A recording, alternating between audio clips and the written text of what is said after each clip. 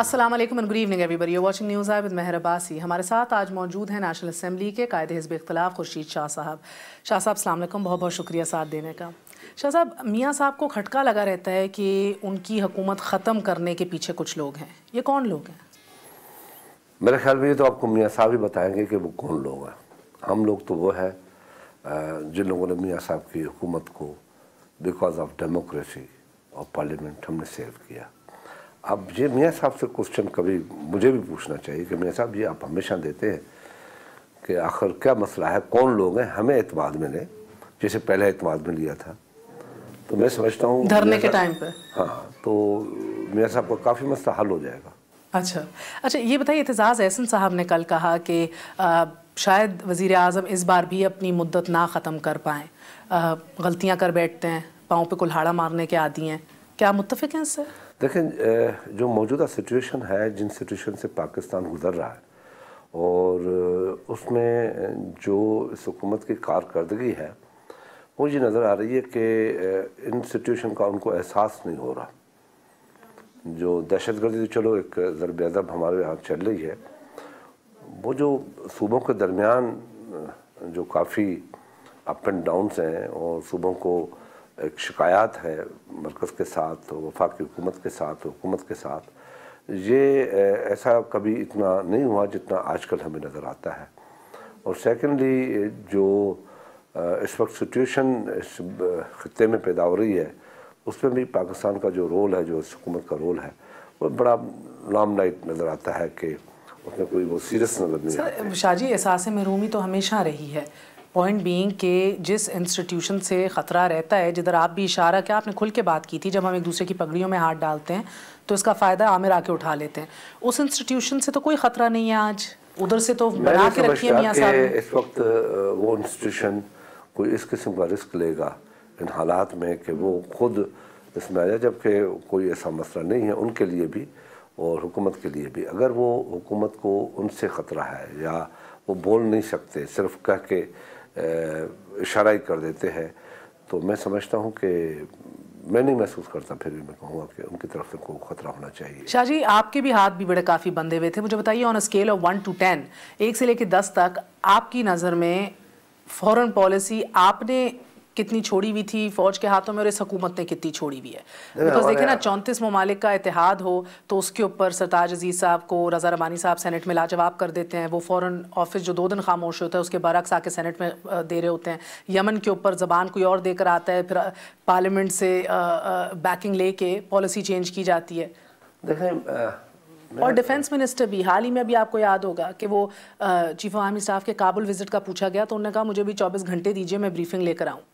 देखें, ये तो मैं नहीं कहूँगा कि इनका फॉरेन पॉलिसी में कितना हिस्सा बच गया है और कुछ फैसले जितने आप पानी में थे उतने में ही है। मैं समझता हूँ कि नहीं, आपने देखा, आप इस चीज़ के विटनेस हैं कि जो मुल्क के हालात थे, हम 3 मरतबा जनरल पाशा को, chief of the army staff को पार्लियामेंट में ले आए, डायरेक्ट पब्लिक के सामने बिठा दिया और कहा कि जी आप सवाल पूछे। और यही एक आज जो इंटीरियर मिनिस्टर है, जो बड़ी बड़ी बातें करते हैं, वो बैठ के सवालात करते थे, सख्त सवालात करते थे और कभी किसी ने उसको न रोका। उसके अलावा आपने देखा कि हमारे ऊपर दबाव डालने के लिए मेमो स्कैंडल भी उस वक्त बनाया गया, उसको मियाँ साहब सुप्रीम कोर्ट, और मियाँ साहब को एक साबिक चीफ जस्टिस ने मैसेज किया कि मियाँ साहब आप इसमें ज़रूर आए, और मियाँ साहब चले गए। जो मियाँ साहब ने मुझे खुद कहा कि हाँ, ये मेरी सियासी मिस्टेक थी, मुझे नहीं जाना चाहिए था।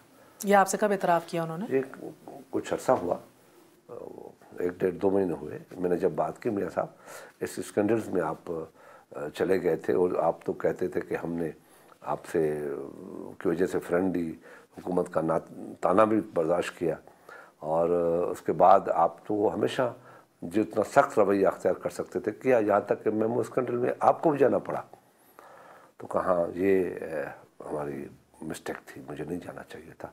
ये एतराफ़ करना भी अच्छी बात है। जैसे आपको इशारा मिलता है कि ये हुकूमत बाइख्तियार नहीं है। मैं वही कह रहा हूँ ना कि ये जो अभी 34 कंट्रीज़ का हुआ, तो पहले दिन कहा गया हमें तो पता भी नहीं है। तो फॉरेन पॉलिसी के हवाले से ना, that's a no brainer in our country. इस वक्त सबसे इम्पोर्टेंट डोमेस्टिक इश्यूज पे इन कंट्रोल है कि नहीं, मेरा सवाल ये है। मेरा ये है कि जब फॉरेन पॉलिसी आपके हाथ में नहीं है तो फिर आपके हाथ में कुछ नहीं है।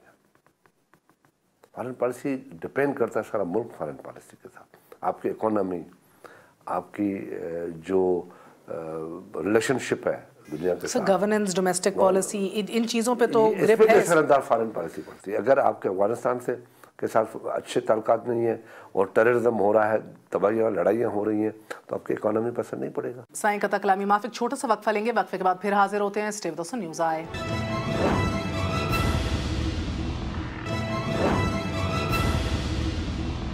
वापस आने का शुक्रिया। Welcome once again to news I. मैंने कहा ज़रदारी साहब कहते हैं कि हम तो यकीन ही नहीं करते करप्शन में और इसके नासूर को ख़त्म करना चाहिए। ऑडिटर जनरल सिंध की 2014 की रिपोर्ट में आपको कुछ कोट करना चाहूँगी, जो बिल्कुल बरक्स है आपके इस क्लेम के कि आप तो करप्शन में बिलीव ही नहीं करते। तरक्याती फ़ंड्स में 1 खरब 29 अरब की करप्शन, सूबाई महकमा तालीम में सिंध में 3 अरब 85 करोड़ रुपए खुर्द-बुर्द, सिंध बोर्ड ऑफ रेवेन्यू में 3 अरब 84 करोड़ रुपए का गबन, Sindh life stock and fisheries में 3 अरब 46 करोड़ रुपए की corruption, Sindh service and general administration department में 5 अरब 90 करोड़ रुपए की खुर्द-बुर्द, एनर्जी डिपार्टमेंट में 1 अरब 86 करोड़ रुपए की खुर्द-बुर्द। ये जमहूरियत की कैसी लाज रख रहे हैं आप सर? आप तो बड़े, अभी मुझे तो ये इल्म नहीं है कि जो आपने फिगर्स पढ़ी है, इसीलिए मैंने आपको पहले बता दिया, I am quoting it from an official report. हाँ, तो ये मुझे अगर आप दे देंगे तो मैं सिंध गवर्नमेंट से पूछ तो लूँ। वैसे मैं एंटाइटल नहीं हूँ कि उनसे पूछ सकता हूँ, वैसे उनसे पूछ सकता हूँ। फिर आप लोगों को बुरा लगता है जब आपकी करप्शन की कोई बात करता है और कहता है कि किताबें लिख सकते हैं? अगर मैं आपको अगर पीएससी की रिपोर्टों पे हम बताते हैं करप्शन, तो यहाँ तो खरबों रुपए का मसला आ जाता है। अच्छा, आप कह रहे हैं आप तो सिर्फ अरब खा रहे हैं, ये तो खरब खा रहे हैं इधर, बाकी डिपार्टमेंट्स में खरबों की बात है। ये तो आपके वही पीपल्स पार्टी का एक मुझे मिनिस्टर याद आ गया जो कहता है जब सब कर रहे हैं तो हम क्यों नहीं कर सकते। तो ये नहीं मैं अल्लाह क्या लॉजिक है? अल्लाह रहम करे कि कोई, मगर मैं सिर्फ आपको इतना बताना चाहता हूँ कि करता कौन है, भगतता कौन है। अच्छा। करते ये ब्यूरोक्रेसी के लोग हैं, ये कोई सियासतदान तो नहीं कर रहा ना। अभी मैंने एक छोटा सा मिसाल आपको दूं कि नोलांग डैम का एक टेंडर हुआ, 13 अरब में एक कंपनी ने ले लिया, 13 बिलियन में। वो टेंडर कैंसिल हो गया, फिर सेम टेंडर हुआ, सेम कंपनी आई। उस सेम कंपनी में जो 2 कंपनियां थी, टेक्निकली उनको नॉकआउट कर दिया, एक कंपनी को दे दिया जो 28 अरब में सेम कंपनी ने ले लिया। उसको मैंने सुओ मोटो लिया। उसमें जब सुओ मोटो लिया, हमने उनको कहा तो फिर रीटेंडरिंग हमने करवाई, उसमें कंपटीशन हो गई। वही सेम कंपनी जिसने 13 लाख में लिया, 28 अरब 13 बिलियन में लिया, 28 बिलियन में, उसने 19 बिलियन में लिया। तो आप कह रहे हैं बनाते बाबू हैं, भुगतते सियासतदान है। तो सर ये जितने भी मसला ये है कि बताई है, तो ये कोई सियासतदानों ने सर इन बाबुओं के ऊपर भी किसी का हाथ होगा ना। मंजूर काका के ऊपर किसी की तो आशीर्वाद थी, ऐसी तो नहीं था वो डॉन बना हुआ कराची का। शरीफुल नफ्स इंसान हो, मैं नहीं कहता किसी का हाथ। आप लोग तो सिंध जी बिल्कुल बोलिए, मगर होता है किसी न किसी का हाथ अगर होता है तो न बख्शना चाहिए सियासतदान को, न बख्शना चाहिए ब्यूरोक्रेट्स को। मगर बुनियाद वही लोग रखते हैं जिनके हाथ में ये चीज़ें होती हैं। तो ये चीज़ें जो करप्शन की बातें करके हम बाकी बरूज़िम्मा होना शुरू हो जाते हैं, इससे मसला हल नहीं होगा। इसके लिए बहुत कुछ करने की ज़रूरत है। इसके लिए मैं सर एसेंशियली सर माजरत के साथ देखिए ना, आप ये कह तो देते हैं, मगर अगर ब्यूरोक्रेट भी है, उसकी पुष्पनाही कोई कर रहा है ए, और अगर उसको रोकना है पकड़ना है तो वो भी आप ही का काम है। जब आप नहीं पकड़ते और फिर जब आप बैकिंग के भी सवाल आ जाते, चलो बैकिंग को छोड़ें, I mean I forget that, but when you don't stop them and you don't stop this culture, तो फिर क्या करें सर? आपसे भी ना पूछें, आपको भी ना कहें। अब सिंध में हाथ डल रहा है ना ब्यूरोक्रेसी पे, साईं चीख रहे हैं। मैं बताऊं, अगर सिंध में ब्यूरोक्रेसी के ऊपर हाथ पड़े, उनका तरीक़ेकार है। मेरी बात सुनने, आपका काम है कि आप इंटरव्यू करें, आपका ये काम नहीं है कि अपने मीडिया सेक्शन में जाके या जो आपका चैनल है उसमें जाके आप सारे फैसले कर ले। आपका काम ये है कि जाए, ये आप एंकर हैं, अपने ये इंटरव्यू आप कर ले, आपका काम है वो करना। अगर आप जाके पॉलिसीज बनाना अपने शुरू करेंगे, वो आपका काम नहीं है। इस तरीके से जो एतराज़ात आप सिंध पे चली गई है अभी, मैं उसी पे रहूँगी। हाँ, सिंध में आप गई हैं तो वो कहते हैं कि बिल्कुल पढ़ना चाहिए, मगर उसका तरीका ये है ना एंटी करप्शन भी है, FIA भी है, नेब भी है। उस बंदे की बात की है जो सिंध हुकूमत का एक ईमानदार तरीन ऑफिसर है, उसको भी आपने किसी चीज में कसक दिया। मैं एक और मिसाल आपसे मुराद क्या है आपकी? नैब? आपको मतलब आप कौन? आपने नाम महर बुखारी जो भी बात कर रही है, मैंने गलत कोई फैक्ट गलत पढ़ा है साईं? बिल्कुल फैक्ट हिफाजती जमानत पे नहीं है सिद्दीक में? नहीं है, मगर मैंने उसका नाम तो मैं जिक्र ना करूं। आपको ये कहना कि वो भी करप्ट है। मैंने ये नहीं कहा करप्ट है, मैंने कहा वो हिफाजती जमानत पे है। क्यों है? आप रिकॉर्ड कर लीजिए, रिवाइंड कर लीजिए, मैंने करप्ट नहीं कहा उनको। नहीं, आपने नहीं कहा। I am not going to decide, just like you can't decide. नहीं, आपने करप्ट नहीं कहा, मगर एक रेफरेंस दिया। बिल्कुल कि आपका चीफ सेक्रेटरी भी जमानत पे। Factually इसका correct। मतलब ये है कि आपका चीफ सेक्रेटरी भी इन चीज़ों में इन्वॉल्व है। आपको कहने का मकसद ये है कि जब चीफ सेक्रेटरी इन केसों में इन्वॉल्व है, उनके ऊपर भी केसेस हों, तो वहाँ क्या होगा? जो मैं उसी के रेफरेंस से कह रहा हूँ कि एक ऑनेस्ट ऑफिसर जिसका किसी चीज़ में इन्वॉल्वमेंट नहीं है, आप उसको भी इन्वॉल्व कर देते हैं। आपको मतलब अब मैं किसी और तरफ बात कर रहा हूँ। हाँ, अब बताइए किसकी तरफ बात कर रहे हैं? मैं अभी रेंजर्स की तरफ बात कर रहा हूँ, मैं अभी और अदारों की तरफ, FIA की तरफ बात कर रहा हूँ। अच्छा, इसके अलावा भी नेब है, आपको ज़रूर इसका इल्म होगा जब आपकी नॉलेज है। एक ऐसे केस में हमारे दो सियासतदानों को पकड़ा गया जिनके लिए सारे पाकिस्तान में जितने पॉलिटिशियन है समझते हैं इन जैसे ईमानदार लोग नहीं हैं कोई। अली नवाज शाह और खादिम अली शाह, जिनकी अपनी ज़मीनें हैं, जिनकी ज़मीनें वाबना ने ली, 5 लाख का केस था, ज़मीन भी उनकी, जेल में भी वो गए, सजा भी उनको लगी।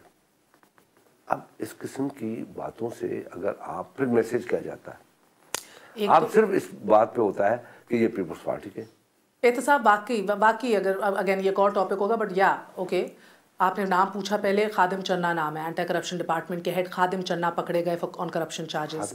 खादिम Channa, go check on it, it's factually correct sir. Secondly, अभी जिस तरह आपने कहा कि भाई नैब का काम और ये बिलखसूस ये लोग पकड़े जा रहे हैं, एंड इसके अंदर शायद हकीकत में पॉलिटिकल विक्टिमाइजेशन का एक अंसर हो, उसके ऊपर भी बात करेंगे। मगर सर मुझे बताइए, नैब का चेयरमैन, मैं एक चीज़ आपको बता दूँ,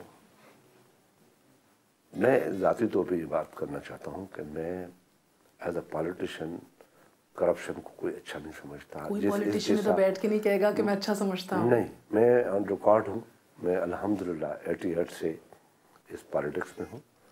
मैंने सारी वज़रातें देखी हैं और आप देख सकती हैं मेरी वज़रातें। मैं उसका जवाब भी एक मरतबा देना है, किसी ने मुझ पर बात की है, वो जवाब भी दूंगा, मगर मियाँ साहब को आने के बाद ही। ओके तो सर, आपका नैब से बड़ा गिला है, आपने वो भी पहले कहा और अभी भी जिक्र किया। नैब का चेयरमैन तो आपको एतमाद में लेके बनाया गया ना, ऑटोनमस बॉडी है, बल्कि जो भर्तियां आपके दौर में हुई वो अभी भी कंटिन्यूड है, मेजॉरिटी ऑफ देम। नैब के चेयरमैन के लिए कब कहा आपको? नैब के चेयरमैन के आपको एतमाद में लेके नहीं बनाया? नहीं, मैंने अभी आपसे कब कहा कि चेयरमैन गलत है? नैब की बात की ना, चेयरमैन से कैसे, कौन इदारा कौन हेड करता है, कौन पॉलिसी बनाता है? मैं बताऊं, नैब के चेयरमैन ने खुद भी कहा है कि मेरे अदारे में भी ऐसी ब्लैक शीप है। उसने अपने खुद वो ज्यादा बाइख्तियार है चेयरमैन से, वो ब्लैक शीप सारे काम करा रही हैं। वो देखें, वो तो उनसे पूछें कि उसने ये बात कही है। सो ओके, सो आपको इशू नैब से है, नैब के चेयरमैन से नहीं है? देखें, मैं अभी भी कह रहा हूँ कि सारे, आप जैसे आपने कहा कि सारे सियासतदान गलत नहीं है, अच्छे भी हैं बुरे भी हैं, तो सारे अदारों में सारे अच्छे लोग भी नहीं होते, बुरे लोग नहीं सर, आप कहते हैं ना नैब को नजर ही हम आते हैं सिर्फ, और बाकी गिरफ्तारियां आज की बात तो नहीं है ना, और बाकी यू आर राइट, गिरफ्तारियां नहीं हो रही पंजाब में या कहीं और, नहीं इसके ऊपर काम हो रहा है, and you right factually on नजर आ रहा है।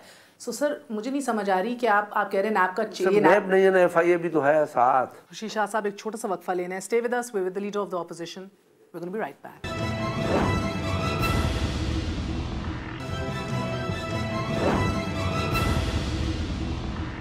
वापस आने का शुक्रिया, welcome once again to news I. Sir ये बताइएगा कि आपने ये कहा कि चौधरी निसार एक सूबे को थ्रेट कर रहे हैं कि आखिरी वार्निंग दे रहा हूँ, ये कोई तरीका नहीं होता। उन्होंने कहा कि वज़ीर आज़म से पूछूंगा कि उनकी इजाज़त से हो रहा है या आस्तीन के सांप जो हैं फेडरेशन से खेल रहे हैं। पूछा आपने PM से? मैंने PM को बड़ा क्लियरली कहा है, ओपनली, यानी मीडिया के थ्रू से मुलाकात तो बड़ी मुश्किल होती है ना, और मुलाकात उनका अपोजिशन लीडर की प्राइम मिनिस्टर के साथ, लीडर ऑफ हाउस के साथ मुलाकात का कोई जवाब भी नहीं बनता कि जाके हमारा रास्ता खुला हुआ है, पार्लियामेंट है, हम वहाँ बोलते हैं। तो हमने पूछा उनसे पार्लियामेंट में कि आपकी नॉलेज से हो रहा है या बाहर से, क्या कहते हैं? अब वो आपको पता है कि कोई जवाब देते हैं, कोई जवाब उसने नहीं दिया। उसका। तो आपकी अंडरस्टैंडिंग क्या है अभी तक, उनकी नॉलेज से हो रहा है या ये? मैं समझता हूँ कि हो रहा है, नहीं हो रहा है, मगर हमारे लिए तो जिम्मेदारी नवाज शरीफ की है ना, चीफ एग्जीक्यूटिव। अगर चीफ एग्जीक्यूटिव भी वो है, उसके मिनिस्टर्स जब ये बात करते हैं, अभी जिस तरीके से उसने कहा है कि चौधरी निसार जाएंगे सिंध में, जाके कायम अली शाह से बात करेंगे, तो अब तक तो वो गए नहीं है। आज की खबर नहीं आपको पता, उन्होंने कहा है कि मैं क्यों जाऊं, तमाशा करने जाऊं उधर, जब तक वफाक और सिंध खुद मामलात हल तो नहीं करते। ये तमाशा न करने जाए, तमाशा बना ले सारे पाकिस्तान को, फेडरेशन को, ठीक है। अगर वो तमाशा बनाना चाहते हैं फेडरेशन को और पाकिस्तान को, तो बनाए। पहले ही 2 सूबे तो खैबर पख्तूनख्वा भी चीख रहा है, वो भी चीफ मिनिस्टर खुल के बाहर आ गया है। सिंध वाले बड़े लिहाज से, बड़े तरीके से, बड़ी वफादारी के साथ चल रहे हैं। अगर उसको भी आप धक्के देके उसी लाइन पे ले आना चाहते हैं, कोई पुरानी तारीख फिर ओपन करना चाहते हैं, पाकिस्तान की फेडरेशन के साथ खिलावड़ा करना चाहते हैं, तो करें। ये मियाँ साहब की टीम है, हम तो मियाँ साहब को जिम्मेदार समझते हैं। वजीर आजम ने फिर भी गो के लीडर ऑफ द ऑपोजिशन ने कहा ये आस्तीन का सांप है, फिर आपके निसार खोड़ो, कायम अली शाह, कितने आपके हाई ऑफिशियल्स ऑन रिकॉर्ड आए कि भाई ये गलत है, we do not trust what he is saying, we do not agree with what he is saying, फिर भी उन्होंने चौधरी निसार को मुंतखब किया कि वो जाएं सिंध और मामले हल करें। तो आपको अपना जवाब नहीं मिला कि वो ऑन बोर्ड हैं कि नहीं? मैं समझता हूँ कि मियाँ साहब अब भी अगर नहीं समझे हैं, क्योंकि 14 अगस्त 2014 के बाद एक बात खुल के आई थी और उनकी टीम ने भी कह रही थी कि इसके पीछे कौन लोग हैं, तो उनकी टीम भी कहती थी धरने के पीछे कौन है, और वो वादे भी हो गया था, देखने में भी आया था। अब भी ये जो वफाक और सूबों में जो इख्तलाफात नजर आते हैं मुझे, ये इसके जिम्मेदार भी कौन है, तो इनके जिम्मेदार वही लोग हैं, वही हैं जो धरने के पीछे थे, वही हैं। वो चाहते नहीं कि ये सिस्टम चले, उनको कोई और इशारा है कि कोई ऐसी गवर्नमेंट बन जाएगी, नेशनल गवर्नमेंट बन जाएगी, प्राइम मिनिस्टर के लिए वो उम्मीदवार बने बैठे हैं। मैं बड़ी खुल के बात कर रहा हूँ, वो प्राइम मिनिस्टर के उम्मीदवार बने बैठे हैं, सारी दुनिया को पता है कि उसकी सोच क्या है, वो चाहता क्या है। मियाँ नवाज शरीफ को क्या मजबूरी है, वो यही है ना कि इसको चलाऊं जितना चला सकता हूँ, खामखा का एक इशू बनवा देगा, यही खौफ है ना। वरना प्राइम मिनिस्टर कभी एक मियाँ जाता है मनाने के लिए, कभी दूसरा। तो सर जब ये खौफ हम जैसे स्ट्रॉन्ग, हम अपने आप को सीनियर पार्टी के लोग समझते थे, हमें तो कभी प्राइम मिनिस्टर ने, कभी किसी ने मनाने के लिए बात नहीं की, कभी हमें टेलीफोन भी नहीं करते थे कि भाई क्या बात है, क्या मसला है, आज 3 दिन से आप आए नहीं हो, नहीं ना कि ऐसी बात थी। अब तो डिसिप्लिन के फॉलोअर है। तो सर फिर इस माहौल में और इन वल्नरेबिलिटीज के साथ एक सीनियर वजीर कैबिनेट का वो, अब आप खुद बता रही है ना कि वो कहते हैं मैं तमाशा नहीं बनना चाहता, वो 3-4 ऑप्शंस की जो बात कैसे करते हैं, फिर ये कौन सी 3-4 ऑप्शन? अभी एक बात है, देखे, एक तरफ तो ये बात कही जाती है कि उस ऑपरेशन का हेड जो है कायम अली शाह है। छेड़ बन गई है साई की, सही कप्तानी उनकी छेड़ बन गई, कप्तानी भी है और हेड वो है। तो प्रोविंशियल गवर्नमेंट को ये चीज़ दी गई, और आप ये खुद कहता है ये बंदा, जो मैं समझता हूँ कि पता नहीं क्या है, उसको बीमार है क्या है, कि मेरे पास सारी इंफॉर्मेशंस हैं जो सिंध में या आसिम की या दहशतगर्दी की वीडियो है, मेरे पास है, मैं एग्री करता हूँ उनके पास है। उनको किसने दी? रेंजर्स ने दी। रेंजर्स ने बाईपास क्यों किया चीफ मिनिस्टर को? उसको देना चाहिए ना कि देखें जी आपका बंदा, ये इन्फॉर्मेशन है आपके बंदे की, और उसकी कॉपी दे देते। सर पहली दफ़ा वैसे कप्तान को, चीफ मिनिस्टर को ये ट्रीटमेंट डिस्चार्ज नहीं हुई। आपको याद होगा पहला छापा सिंध बिल्डिंग अथॉरिटी पे जब लगा, कायम अली शाह साहब ने ऑफिशियली ख़त लिखा डीजी रेंजर्स जनरल बिलाल को, जवाब ही नहीं आया, didn't feel the need to respond, then have you forgotten? तो फिर आप क्या समझते हैं, कोई सिंध दूसरा मुल्क है? सिंध पाकिस्तान से अलग मुल्क है? भेज दें फिर रेंजर्स को? नहीं, वापस भेज दे या ना भेजें, ये अलग मसला है। एक छोटा सा वक्फा लेंगे, वक्फे के बाद बात होगी सिंध में करप्शन के हवाले से, रेंजर्स के इख्तियारात के हवाले से और चीफ आर्मी स्टाफ की एक्सटेंशन के हवाले से। कीप वॉचिंग न्यूज़ आई।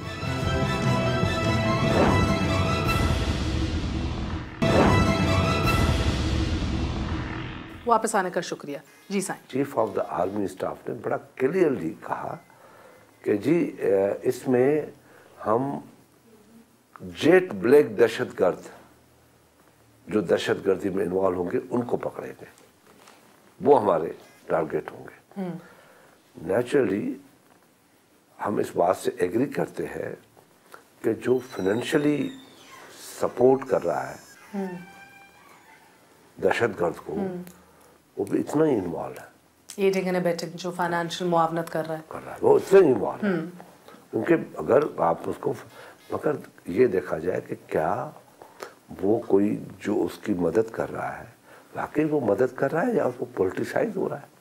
जैसे आपके बकौल डॉक्टर आसिम पोलिटिसाइज हो रहा है। छोड़े डॉक्टर आसिम की बात, मैं जनरल बात कर रहा हूँ। कैसे छोड़ दे सर, आपने आप तो पूरी छोड़ हुकूमत उस एक पैग पे लगा दी। नहीं मैं उस जिक्र में नहीं जाता। कोई भी, बहुत से लोग हैं, अगर जिसको पकड़ना है, अभी उसमें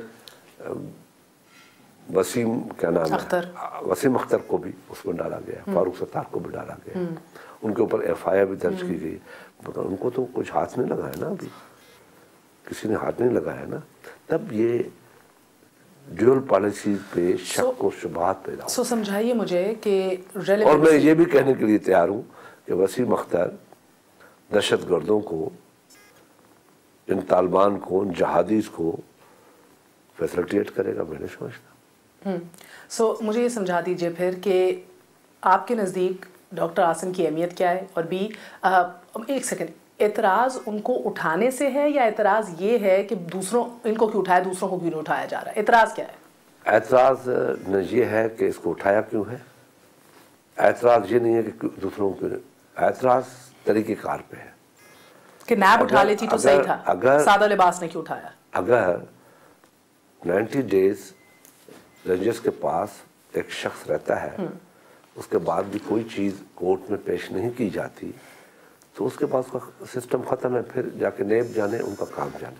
अब यही हो रहा है, अभी हुआ है ना। हाँ। उस वक्त जब चौथी रिमांड भी मिल गई, जब उस वक्त की बात थी, उस वक्त रेंजर्स ने आके फिर रिमांड लेने की कोशिश की।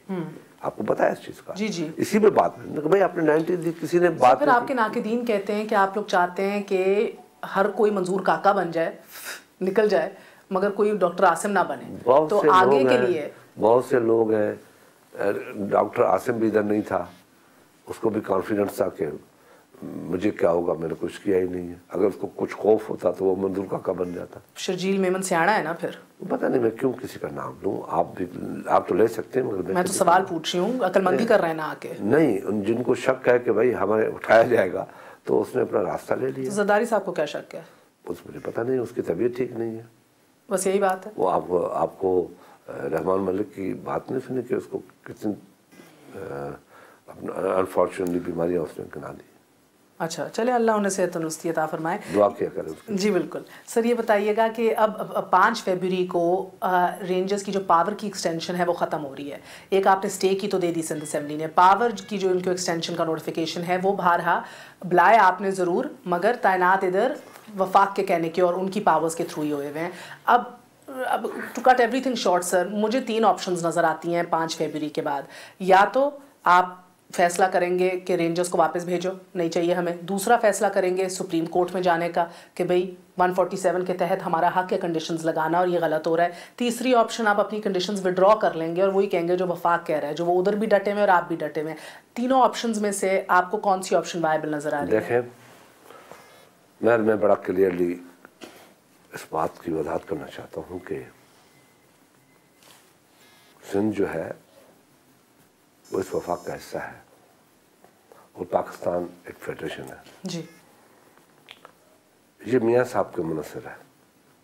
देखें, बावजूद इतनी सारी चीज़ों के सीएम सिंध खुद चलाया प्राइम मिनिस्टर के पास। सीएम सिंध ने कराची में पीएम से बात की 2 सेकंड की, और फिर उनको इधर बुलाया गया, वक्त ज़ाया किया गया। सुने, उनको कहा गया कि आप यहाँ आ जाए। बिल्कुल। उन्होंने कहा ठीक है मैं आ रहा हूँ। जब ऑफिशियली जब मैंने यहाँ कहा कि इस तरीके से नहीं होता, ये बेइज्जती है, आप वहाँ आ जाओ, तो ऑफिशियली मीटिंग होनी चाहिए। फिर ऑफिशियली लेटर गया, सीएम अपने कैबिनेट के साथ यहाँ आ गया, उनसे मीटिंग हुई। उसके बाद सीएम ने कहा जैसे आप कहते हैं बैठ के हम मसले का हल निकालते हैं। उसके बाद जो ऑर्डर फेडरल गवर्नमेंट ने किया उसको भी अन मन तन सिंध हुकूमत ने एक्सेप्ट कर लिया 2 महीने का। 2 महीने कंप्लीट होने से पहले यही हुआ कि निसार जो है वो जाएगा, वो चीफ मिनिस्टर से बात करेगा। सिंध गवर्नमेंट ने अपना जेस्चर, पॉजिटिव जेस्चर दिखाया और आज जो निसार की स्टेटमेंट है वो सबोटाज करने की है या नहीं है कि मैं तमाशा नहीं बनना चाहता। भाई तुम पहले जाओ, बात करो, उसके बाद तमाशा तो तुम बने हुए हो। तो खुद एक बड़ा तमाशा है, खुद एक बड़ा तमाशा है।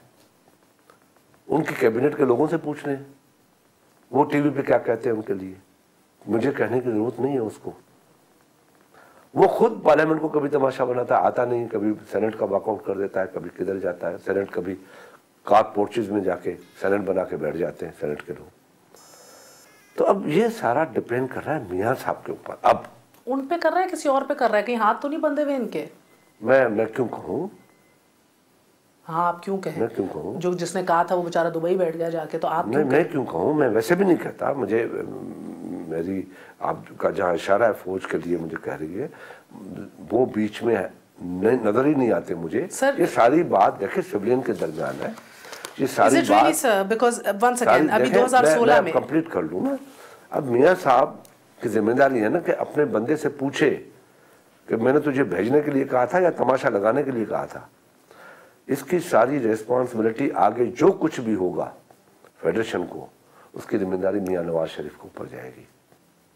अगर मियां नवाज शरीफ चाहते हैं कि वही फेडरेशन जो हम उसको देके गए हैं, हमने जो उनको दी है, एक मजबूत फेडरेशन बना के दी है 18वीं तरमीम के बाद, अब उसको वो कायम रख सकते हैं या उसको खराब करना चाहते हैं।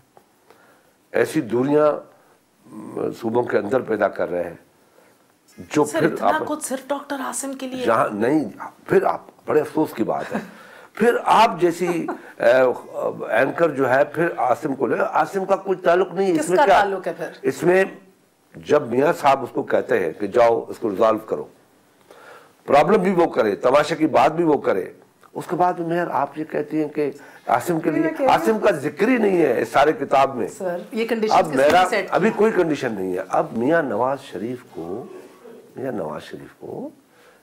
के ऊपर के कोर्ट में बाल है कि वो किस तरीके से इस मसले का हल निकालते हैं। अच्छा, बिकॉज अब मैं आगे बढ़ते हुए वक्त ख़त्म हो रहा है sir. Chief of army staff ने कहा कि 2016 में दहशतगर्दी, जराइम और करप्शन का गठजोड़ तोड़ेंगे। ये शायद उनका आखिरी साल है सर। तो इस अज़म के बाद भी आपको लगता है वाकई इसके ऊपर सारा इख्तियार उधर ही है जिधर अब आप कह रहे हैं जिसके कोर्ट में बॉल है? इंशाअल्लाह ताला मैं जनरल राहिल के लिए दुआगो हूँ कि वो अपने टेन्योर के अंदर ये जो बहुत बड़ा एक टास्क उसके पास है, वार अगेंस्ट टेरर, जो ज़रब अज़्ब के नाम से उसने लिया हुआ है, जिसमें उसकी एक रेपुटेशन बनी है, जिसमें उसके लिए लोगों के दिलों में एहतराम बना है, वो यकीनन उस टारगेट को पूरा करेंगे। मैं उसके लिए दुआ इंशाअल्लाह ताला, पूरी कौम दुआ को है। सर आपकी हुकूमत ने जब जनरल कियानी को एक्सटेंशन दी थी तो मियां नवाज शरीफ ऑन रिकॉर्ड आके उन्होंने कहा था गलत किया है। आज आप उस पोजीशन में हैं, आपका मौक़िफ़ क्या है इस हवाले से? देखिए, ये सबसे पहले तो जनरल राहिल शरीफ पे डिपेंड करता है कि वो क्या फैसला करते हैं। मुझे कोई हक नहीं है कि मैं अभी कह दूँ। अब देखें, तो चीफ एग्जीक्यूटिव का फैसला नहीं है। नहीं, मैं कहता हूँ ये फैसला वो एक्सटेंशन का लेने का फैसला वो करेंगे। अगर ऑफर की जाएगी तो लेंगे ना, या आपके दौर में मांगी गई थी तो आपने दे दी? हमसे मांगी गई थी और हमने दी थी। और that's in reality that's how it happens। और एक वक्त था 96 में, 94 में बीबी ने जनरल वहीद कादर को बुला के, जनरल वहीद काकड़ को बुला के कहा था कि जनरल साहब इस वक्त मुझे सख्त ज़रूरत है आप जैसे जनरल की, 1 साल की एक्सटेंशन ले लो, एंड ही रिफ्यूज करने। तो वैसे भी होता है और ऐसे भी होता है। पिछले दौर में कियानी साहब ने आपसे एक्सटेंशन मांगी, इस दफ़ा भी आप कह रहे हैं कि जनरल राहील शरीफ ने फैसला करना है कि अगर वो लेना चाहते हैं या नहीं लेना चाहते। मगर मियां साहब तो सिविल मिलिट्री ताल्लुकात पे और एक्सटेंशंस के हवाले से बड़े क्लियर हैं। इंशाअल्लाह ताला क्लियर ही रहेंगे। सर मैं आपको दिखाना चाहूँगी यूसुफ रज़ा गिलानी साहब ने एक्सटेंशन देते वक्त क्या कहा था, जवाब क्या बनाया था, देखिए और फिर आपसे एक सवाल है, दिखाइए प्लीज़। वॉर अगेंस्ट टेररिज्म को जो उसको तसलसल देने के लिए ये नागुज़ीर था, जिसकी वजह से हमने उनकी एक्सटेंशन की है और टेन्योर पोस्ट इसलिए की है ताकि स्टेबिलिटी फर्दर आए। जहाँ तक कोई प्रेशर लेने की बात है, आपने तो खुद कहा कि it is between the army chief and ourselves, इसमें कोई थर्ड बात भी नहीं है। मुल्क के बेहतरीन मफाद में मैंने वज़ीर आज़म की हैसियत से जनरल कियानी को मौजूदा पॉलिसी में नरमी इख्तियार करते हुए सदर मुमलिकत आसिफ अली ज़रदारी की मशावरत के बाद 29 नवंबर 2010 से 3 साल की मुद्दत की तौसीह देने का फ़ैसला किया है। साईं, नाजुक सुने, दो तीन कीवर्ड्स हैं। नाजुक मरहले से पाकिस्तान गुजर रहा है और इसलिए अस्करी क़यादत का तसलसल जो है वो ज़रूरी है। आज तो हम उससे भी ज़्यादा नाजुक दौर से गुजर रहे हैं। ऑपरेशंस, नेशनल एक्शन प्लान, सफाया, आइडियोलॉजिकल चेंज और भी नाजुक है। सो व्हाट डू यू से? जसवरदा गिलानी को यही कहना चाहिए जो कहा। क्या नवाज शरीफ भी यही कहेगा और सिर्फ राहील शरीफ का नाम कियानी की जगह चेंज कर देंगे? मैं ये नहीं कहता। जो जसवरदा गिलानी ने भी बात की, क्या कहता है? यही कहता ना। चले, आज तो आपने बड़ा इंकशाफ किया, उनके तो हाथ बंधे हुए, तो उन्हें यही कहना था। मैं इधर कुछ और पूछ रही हूँ आपसे। आज तो और भी नाजुक दौर है। एक्सटेंशन बनती है कि नहीं बनती, ये बताइए। नाजुक दौर ज़रूर है, मगर मैं एक बड़ी फ्रैंकली बात आपसे कहना चाहता हूँ, बीइंग अ पॉलिटिशियन, कि जो एक्सटेंशन से पहले कियानी की पोजीशन थी वो आपको सामने पता है। एक्सटेंशन के बाद जो कियानी की पोजीशन हुई और फिर उस पर इल्ज़ामात लगने शुरू हुए, बातें बनने शुरू हुई, वो भी आपके सामने है। सो ये आप एक बहुत बड़ी क्रेडिबिलिटी है जनरल राहील शरीफ की। शायद किसी को पसंद आए चाहे ना आए, मैं ज़ाती तौर पे ये कहता हूँ, वो क्रेडिबल एक जनरल साबित हुए हैं इस वक्त। उसकी नीचे से लेके ऊपर तक फौज में भी और अवाम में भी बहुत बड़ा एहतराम पाया जाता है। सिंधी में कहते हैं कि मेलो मतो छज्जे, जो रजा हुआ हो मसला तब आदमी मैदान से मेलो मतो झंझे, मेलो मतो छज्जे, जब गर्म होती है सिचुएशन, ठीक ठाक भरी हुई होती है, उरूज पे होती है, उस वक्त आदमी अपना वक्त पूरा करके चला जाए, तो हिस्ट्री बन जाती है। सो ये रहा कायदे हिज़्ब इख्तिलाफ का चीफ ऑफ आर्मी स्टाफ को एक सिंसियर मशवरा। While you at your peak, बाव आउट, एग्जिट कीजिए। बहुत बहुत शुक्रिया आपके वक्त का। Thank you, appreciate it.